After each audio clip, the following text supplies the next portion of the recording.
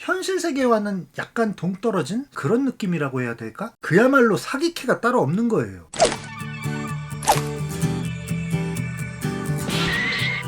당시 서태지와 아이들이 대한민국 가요계를 평정하던 그 시절, 인터넷과 스마트폰도 없던 그 시절, 거의 텔레비전에서만 연예인을 접할 수 있던 그 옛날 청순가련의 대명사이자 오늘 이야기의 주인공 하수빈, 당시 청순가련의 대표주자였던 강수지, 이지연 누님이 현실 세계의 청순가련형 외모였다면, 이분은 마치 만화나 게임에서나 등장할 것 같은 그런 외모였죠. 그녀의 데뷔 앨범 리사 인 러브, 방송 2번 만에 다이렉트로 10만 장 팔렸다는 그 앨범이죠. 타이틀곡인 이게 아니잖아.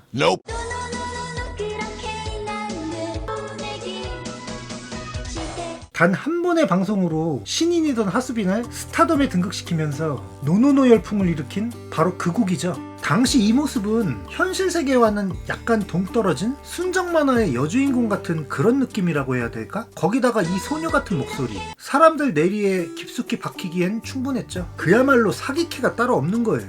당시 하수빈과 동시대 가수이자 라이벌이었던 강수지가 그 당시를 회상하면서 밀짚 모자와 원피스를 입고 있는 한 여자가 나타나더니 어느새 내 안티들이 줄어있더라, 이렇게 회고했는데, 사실 이 누님도 안티로부터 자유로울 수가 없었는데 하수빈의 등장으로 인해 그녀의 안티들이 하수빈 쪽으로 대거 이탈했다는 썰은 아주 유명하죠. 당시 10대 소녀들이 안티를 냈던 이유 중 하나였던 것이 너무 이쁜 척을 한다는 거였거든요. 근데 말이죠, 이쁜 척이 아니라 진짜로 이뻤거든요. 어렸을 때부터 떡잎이 남달랐다고 하는데 이 누님이 공부도 엄청 잘했다고 하는 거예요. 그래서인지 몰라도 글쓰기에 엄청 능했다고 해요. 13살 때부터 이미 작사 작곡을 했다고 하죠. 고교 재학 시절 잠시 CF 모델을 했는데 그때 그녀의 인생에 중요한 전환점을 맞이하게 하는 한 인물을 만나게 되죠. 바로 이분, 토미 페이지. 지금 40, 50대 분들은 뭐 초콜릿 광고 모델로 기억하고 계신 분들 많으실 거예요. 당시 고교생의 하수빈을 가수의 길로 이끈 결정적인 역할을 했던 인물인데, 이때 토미는 그녀에게 리사라는 영어 이름을 주게 돼요. 당시 하수빈을 보면 마치 보호해주고 싶은 그런 모습이었다고 할까요? 여린 그녀의 모습을 보고 가족과 같은 친밀함을 느낀 게 아니냐는 추측이 있다고 합니다. 특이한 점은 당시 신인으로서는 드물게 타이틀곡이 하나가 아니었다는 거죠. 당시 하수빈을 더욱 청순가련의 이미지로 각인시킨 발라드 곡이자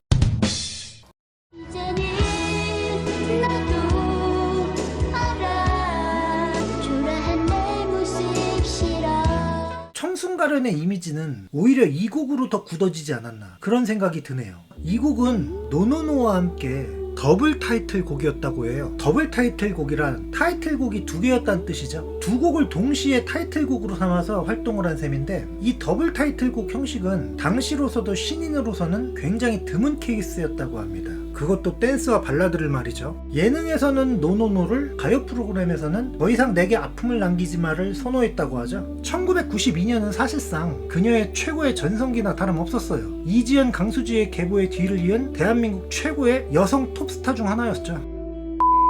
여담으로 빼어난 미모와 그 인기만큼 온갖 악의적인 루머의 주인공이기도 했어요. 터무니없는 온갖 루머가 많긴 한데 그중 가장 대표적인 게 그녀는 남자였다는 썰이었죠.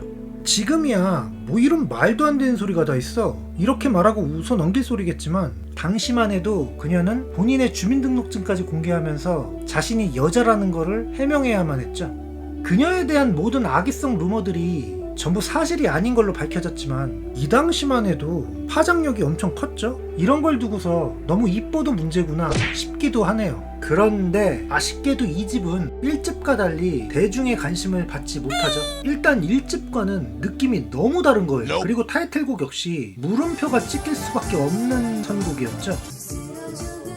분명히 그녀였지만 그녀 같지 않았던 그런 느낌이었다고 할까요? 그리고 결정적인 거는 그녀가 활동하던 시기, 가요계의 트렌드, 당시 서태지와 아이들의 등장으로 힙합 댄스가 주류를 이루고 있던 시절인데 그 당시 시대적 배경도 무시할 수는 없는 것 같아요. 그럼 전성기가 끝난 것이냐? 아니죠. 전혀 그렇지 않았죠. 이 당시 인기 드라마였던 우리들의 천국에 출연해 연기자도 겸하게 되고요. 그 외 드라마 OST는 물론이고 예능 프로그램까지 활동 영역은 오히려 이전보다 넓어진 셈이죠. 이런 활발한 활동 때문인지 2집의 실패에도 불구하고 1집에 버금가는 인기를 유지할 수가 있었죠. 그런데 좀 의아한 소식이 언론을 타고 전파가 됩니다. 최고의 전성기를 구가하던 1994년, 그녀는 3집 발매를 앞두고 돌연 잠적을 하며 팬들을 충격에 빠뜨리죠. 더군다나 타이틀곡 나를 지켜줘라는 곡으로 선행 출연까지 한 상황이라서 그 충격은 훨씬 더 컸죠. 등장할 때도 많은 화제가 됐지만 떠날 때 또한 수많은 루머와 이야기가 양산됐는데, 사실 그녀가 활동한 기간은 불과 2년도 채 안 되는 아주 짧은 시간이에요. 헌데 그 짧은 시간 동안 그녀가 대중에게 끼친 영향은 실로 엄청났죠.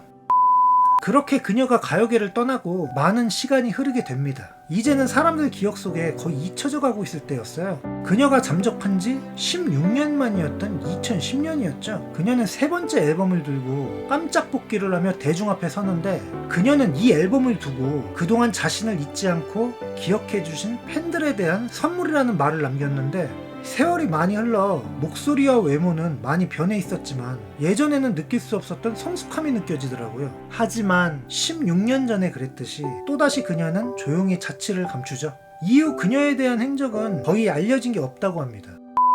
90년대 청순 가련의 대명사였던 하수빈. 그녀는 아이돌 그리고 뮤지션이기도 했지만 그와 동시에 또 한편으로는 시대의 아이콘이기도 했죠. 그래서 짧은 전성기였지만 30년이 훨씬 지난 지금도 그녀가 아직 우리에게 회자되고 있는 게 아닐까요?